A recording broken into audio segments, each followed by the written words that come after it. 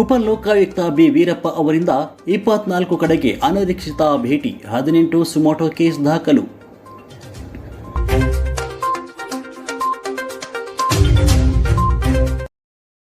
ಹೌದು, ಸಾರ್ವಜನಿಕ ಅಹವಾಲು ಸ್ವೀಕಾರ ಕುಂದುಕೊರತೆ ಬಾಕಿ ಅರ್ಜಿಗಳ ವಿಚಾರಣೆಗಾಗಿ ಆಗಸ್ಟ್ 28ರಿಂದ ಆಗಸ್ಟ್ 30ರವರೆಗೆ 3 ದಿನಗಳ ಕಾಲ ರಾಯಚೂರು ಜಿಲ್ಲಾ ಪ್ರವಾಸದಲ್ಲಿದ್ದ ಉಪಲೋಕಾಯುಕ್ತರಾದ ನ್ಯಾಯಮೂರ್ತಿ ಬಿ ವೀರಪ್ಪ ಅವರು ಒಟ್ಟು 24 ಕಡೆಗಳಿಗೆ ಅನಿರೀಕ್ಷಿತ ಭೇಟಿ ನೀಡಿ ಒಟ್ಟು 18 ಸುಮೋಟೋ ಕೇಸ್ ದಾಖಲಿಸಿದ್ದಾರೆ.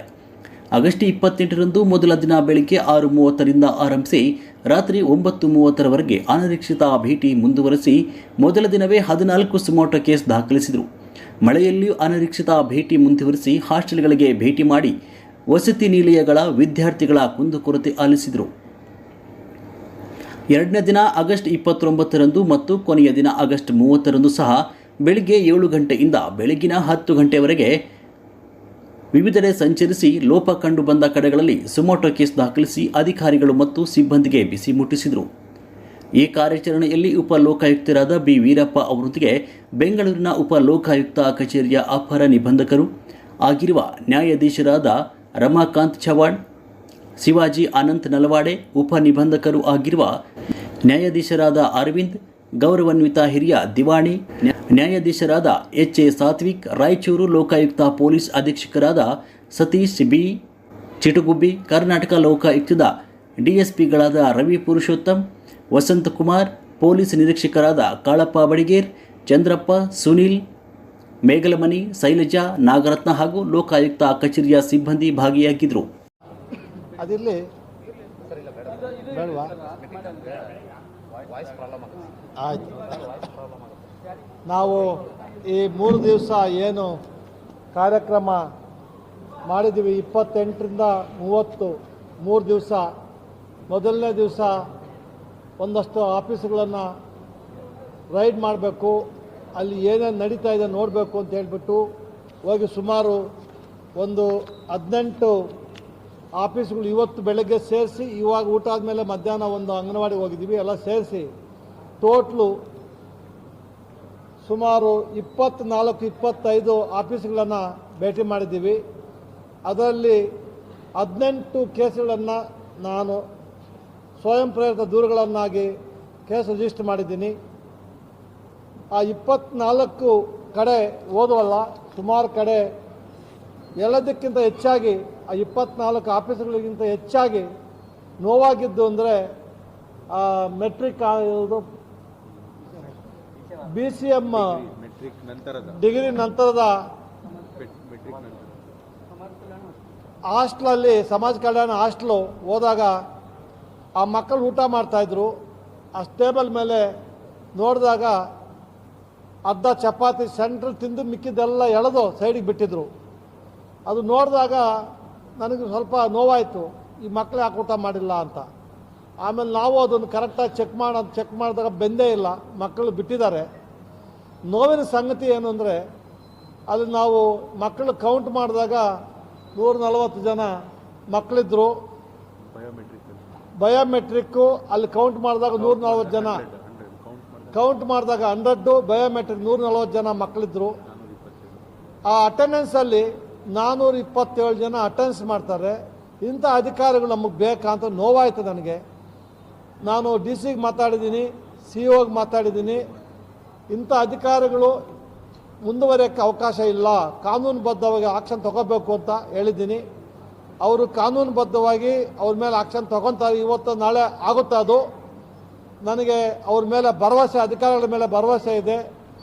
ಎಲ್ಲ ನಮ್ಮ DC ಸಾಹೇಬ್ ಇರ್ಬೋದು, SP ಸಾಹೇಬ್ ಇರ್ಬೋದು, CO ಸಾಹೇಬ್ ಇರ್ಬೋದು, ನಮ್ಮ ಕಮಿಷನರ್, ಕಾರ್ಪೊರೇಷನ್ ಕಮಿಷನರ್ ಇರ್ಬೋದು, ನಮ್ಮ ಲೋಕಾಯುಕ್ತ SP, ಎಲ್ಲ ಅಧಿಕಾರಿಗಳು 3 ದಿವಸದಿಂದ ನನ್ನ ಜೊತೆಗೆ ಹೆಂಗಿದ್ದಾರೆ ಅಂದರೆ, ನಾನು ಬುಲೆಟ್ ಹಿಡ್ಕೊಂಡು ಅವ್ರು ಮಿಷಿನ್ ಗನ್ ಕೊಡ್ತಾರೆ ಪಕ್ಕದಲ್ಲಿ, ನಾನು ಒಂದು ಗನ್ ಹಿಡ್ಕೊಂಡ್ರೆ ಸರ್ ಇದು ಅಂತ, ಆ ಥರ ನನಗೆ ಶಿಸ್ತಿನ ಸಿಪಾಯಿಗಳು, ಕಮಾಂಡರ್ಸ್ ಥರ, ದೇರ್ ಆಲ್ ಮೈ ಕಮಾಂಡರ್ಸ್ ನನಗೆ ಸಪೋರ್ಟ್ ಮಾಡಿದ್ದಾರೆ.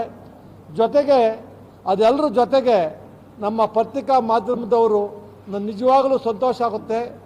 ಯಾವ ಡಿಸ್ಟಿಕಲ್ಲೂ ಇಷ್ಟು 6 ಗಂಟೆಗೆ ಹೋದ್ರು ಬರ್ತೀರಾ, 1 ಗಂಟೆ ಊಟ ಮಾಡಿ ಬಂದರು, ನಿಮ್ಗೆ ಹೇಳ್ದೆ ಕೇಳಿದ್ರು ಹೋದ್ರು, ನೀವು ಕ್ಯಾಮ್ರಾ ಗನ್ ಹಿಡ್ಕೊಂಡು ಬಂದಂಗೆ ಎಲ್ಲ ಕ್ಯಾಮ್ರಾ ಹಿಡ್ಕೊಂಡು ಬರ್ತೀರಿ. ನಿಮ್ಮ ಸಮಾಜ ಕಾಳಜಿಗೆ, ನಮ್ಮ ಪತ್ರಿಕಾ ರಂಗದ ಎಲ್ಲ ಮಹನೀಯರಿಗೆ, ನಿಮ್ಮ ಸಮಾಜ ಕಾಳಜಿಗೆ ನಾನು ಅನೇಕ ಧನ್ಯವಾದಗಳು ಹೇಳೋಕ್ಕೆ ಇಷ್ಟಪಡ್ತೀನಿ. ಆ ಪ್ರಕರಣ ಸಂಬಂಧಪಟ್ಟಂತೆ ಹೇಳಿ ಸರ್. ಅದಕ್ಕೆ ನಾನು ಮಧ್ಯಾಹ್ನ ಹೆಣ್ಮಕ್ಳು ಬಂದಾಗ 66 ಜನ ಹಕ್ಕುಪತ್ರ ನಮ್ಗೆ ಕೊಟ್ಟಿದ್ದಾರೆ. ನಾನು ಊಟಕ್ಕೆ ಹೋಗ್ಬೇಕಾದ್ರೆ ಎಲ್ಲ ಬಂದರು. ಅಮ್ಮ ಊಟ ಮಾಡಿ ಬರ್ತೀನಿ ಅಂತ ನಾನು ಹೇಳಿ ಊಟ ಮಾಡಿ ಬಂದ ತಕ್ಷಣ ಅವರ ಒಳಗಡೆ ಆ ರೂಮಲ್ಲಿ ಕೂರ್ತಿದ್ರು, ಒಳಗಡೆ ಆಚೆ ಕರೆಸಿ ನಾನು ಎಲ್ಲರನ್ನ ಮನವಿ ಕೇಳಿದ್ದೀನಿ. 66 ಹಕ್ಕುಪತ್ರ ಕೊಟ್ಟಿದ್ದಾರೆ, ಇವತ್ತು ಪೊಸಿಷನ್ ಕೊಟ್ಟಿಲ್ಲ ಅಂತ. ಅದಕ್ಕೆ ಸುಮೋಟೋ ಕೇಸು ಅದು ಸೇರ್ಸಿ ರಿಜಿಸ್ಟರ್ ಮಾಡಿದ್ದೀನಿ. ನಾನು ನಿರ್ದಾಕ್ಷಿಣ್ಯವಾಗಿ ಕಾನೂನು ಪ್ರಕಾರ ಏನು ನಮ್ಮ ಲೋಕಾಯುಕ್ತ ಕಾನೂನು ಅವಕಾಶ ಇದೆಯೋ ಅದ್ರ ಪ್ರಕಾರ ಆಕ್ಷನ್ ತಗೊಳ್ತೀನಿ. ಅವ್ರ ನ್ಯಾಯಗೋಸ್ಕರ ಪ್ರಾಮಾಣಿಕ ಪ್ರಯತ್ನ ಮಾಡ್ತೀನಿ. ಅವರು ಆ ಥರ ಏನಾದರೂ ಸುಳ್ಳು ಹಕ್ಕುಪತ್ರ ಕೊಟ್ಟಿದ್ರೆ ಕನ್ಸರ್ನ್ ಅಧಿಕಾರಿಗಳು, ಆಗಿನ ಅಧಿಕಾರಿಗಳು ಯಾರಿದ್ದಾರೆ, ತಹಸೀಲ್ದಾರ್ ಇರ್ಬೋದು, AC ಇರ್ಬೋದು, DC ಇರ್ಬೋದು, then government cheating the public ಅಂತ ಕೇಸ್ ರಿಜಿಸ್ಟರ್ ಮಾಡ್ತೀನಿ. ಆ ಗೌರ್ಮೆಂಟ್ ಮೇಲೆ, ಅಧಿಕಾರಿಗಳ ಮೇಲೆ ಯಾರು ಬಿಡೋ ಪ್ರಶ್ನೆನೇ ಇಲ್ಲ. ಅವ್ರ ನ್ಯಾಯ ಕೊಡ್ಸೋಕ್ಕೆ ಪ್ರಾಮಾಣಿಕ ಪ್ರಯತ್ನ ಮಾಡ್ತೀನಿ. ಫಲಾನುಭವಿಗಳಿಗೆ ಏನು ಭರವಸೆ ಕೊಡ್ತೀರಾ ಸರ್? ಪ್ರಾಮಾಣಿಕ ಪ್ರಯತ್ನ ಮಾಡಿ ನ್ಯಾಯ ಕೊಡೋಕ್ಕೆ ನಾನು ಪ್ರಯತ್ನ ಮಾಡ್ತೀನಿ. ನಿವೇಶನ ಕೊಡಿಸ್ತೀರಾ ಸರ್? ನಾನು ಇವಾಗ ಹೇಳ್ತಾ ಇರೋದೇ, ಹಕ್ಕುಪತ್ರ ಕೊಟ್ಟಿದ್ದಾರೆ, ಅವ್ರ ಜಾಗ ಕೊಟ್ಟಿಲ್ಲ. ಅವ್ರ ಜಾಗ ಕೊಡಲೇಬೇಕು. ಕೊಡಲಿಲ್ಲ ಅಂದರೆ ನಾನು ಅವ್ರಿಗೆ ಬಿಡಲ್ಲ. ಕನ್ಸರ್ನ್ ತಹಸೀಲ್ದಾರು ಅಸಿಸ್ಟೆಂಟ್ ಕಮ್ ಜೈಲಿಗೆ ಹೋಗ್ಬೇಕಾಗುತ್ತೆ. ಇದನ್ನು ನಾನು ಗೌರ್ಮೆಂಟ್ ನೋಟಿಸ್ ತರ್ತೀನಿ. 66 ಜನಕ್ಕೆ ಹಿಂಗೆ ಮಾಡಿದ್ದೀರಾ, ನಿಮಗೆ ತಾಯಿರಿದೆ ಇಲ್ವಾ ಅಂತೇಳಿ ರಿಪೋರ್ಟಲ್ಲಿ ಕಳಿಸ್ತೀನಿ. ಅದು ರಿಪೋರ್ಟ್ ಮಾಡ್ತೀನಿ. ಇಂಥ ಇನ್ಸಿಡೆಂಟ್ಗಳು ಸುಮಾರು ಬರ್ತವೆ, ಇದೊಂದೇ ಅಲ್ಲ. ನಾನು ನಿಮ್ಗೆ ಹೇಳಬೇಕಾಗುತ್ತೆ. ತುಮಕೂರಲ್ಲಿ ಒಂದು ಇನ್ಸಿಡೆಂಟ್ ಆಯಿತು ನೋಡಿ. ಸುಮಾರು 628 ಕೇಸು, 503 ಕೇಸ್ ಬಂದಿದೆ.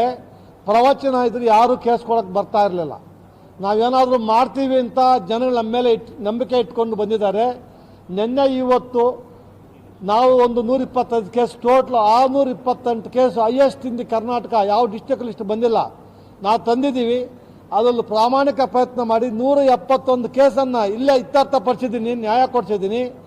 ಅವ್ರು ಯಾರಾದರೂ ಆಫೀಸರ್ಗಳು ಮಾತಾಡ್ತಾ ಇದ್ದರೆ ಅವರ ಭ್ರಮೆ, ಅವರು ಒಂದು ದಿವಸ ಅನುಭವಿಸಲೇಬೇಕಾಗುತ್ತೆ. ಕಾನೂನುಬದ್ಧವಾಗಿ ನಾನು ಆಕ್ಷನ್ ತಗೊಳ್ತೀನಿ. ಕಾನೂನು ಬಿಟ್ಟು ಅವ್ರು ಏನು ಮಾಡಿದ್ರೆ ಅವಕಾಶ ಕೊಡೋದಿಲ್ಲ. ಅವ್ರು ಏನು ಭ್ರಮೆ ಇದೆಯೇ ಅದು ಅವ್ರ ನಿದ್ದೆಯಲ್ಲಿ ಮಾಡಿರ್ಬೇಕಷ್ಟೇ, ಕನಸು ಅಂದ್ಕೋಬೇಕು. ನಿಜವಾದ ಭ್ರಮೆ, ನಿಜವಾದ ಆಕ್ಷನ್ ಏನು ಅಂತ ಇನ್ನು ಮುಂದೆ ಆಗುತ್ತೆ. RTO ಅಧಿಕಾರಿ ಆಫೀಸ್ಗೆ ಹೋದಾಗ ಸುಮಾರು 29,000 FC ಎಕ್ಸ್ಪೈರ್ ಆಗಿಬಿಟ್ಟಿದೆ. ಅದರಲ್ಲಿ 250 ಸ್ಕೂಲ್ ಬಸ್ಸುಗಳು ಹೆಚ್ಚು ಕಮ್ಮಿ ಆದರೆ ಮಕ್ಕಳು ಇನ್ಶೂರೆನ್ಸ್ ಕೊಡಲ್ಲ. ಯಾರಾದರೂ ಒಂದು ಬಸ್ ಆಕ್ಸಿಡೆಂಟ್ ಆದರೆ ಇನ್ಶೂರೆನ್ಸ್ ಇಲ್ಲ ಅಂದರೆ ಯಾವನು ಕೊಡಲ್ಲ, ಓನರ್ ಸಿಗಲ್ಲ. ಅದಕ್ಕೆ ನಾನು ಕೇಸ್ ರಿಜಿಸ್ಟರ್ ಮಾಡಿದ್ದೀನಿ. ಅವ್ರಿಗೆ 2 ತಿಂಗಳು ಟೈಮ್ ಕೊಟ್ಟಿದ್ದೀನಿ. ಎಲ್ಲ FC ಆಗಬೇಕು, ಫೈನ್ ಕಲೆಕ್ಟ್ ಮಾಡಬೇಕು, ಲಕ್ಷಾಂತರ ದುಡ್ಡು ಬರುತ್ತೆ. ನಾನು ಡಿಸ್ಟಿಕ್ ಹೋದಾಗ ಬರೀ ಅದನ್ನು ನೋಡೋದು. ಇವತ್ತು ಮೈನ್ಸ್ಗೆ ಹೋದಾಗಲೂ ಅಷ್ಟೇ, ಯಾವುದು FC ಇಲ್ಲ ಅದೆಲ್ಲ ಫೈನ್ ಹಾಕಬೇಕು ಅಂತ ಹೇಳಿದ್ದೀನಿ. ಅವ್ರ ಮೇಲೆ ಆಕ್ಷನ್ ತಗೋತೀನಿ. 2 ತಿಂಗಳಲ್ಲಿ ಮಾಡದೇ ಇದ್ದರೆ they will be in trouble.